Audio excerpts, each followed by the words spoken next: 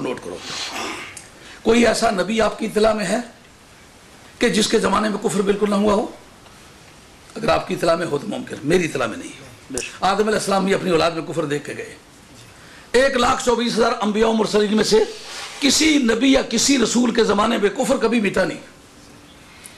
यार जो काम नबियों में किसी नबी ने न किया हो, अगर औलादे फातिमा का एक आदमी करके दिखला दे तो मानना तो पड़ेगा चीज है।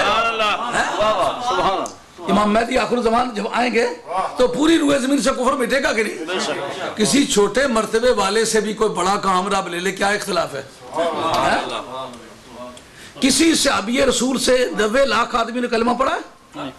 आपकी इत्तला में तो आप जानते होंगे, मेरी इत्तला में नहीं।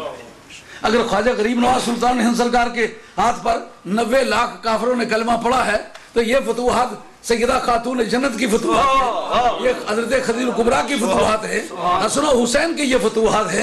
ये खुदा की मर्जी है, जिसको जो शान दे दे। अब इस जगह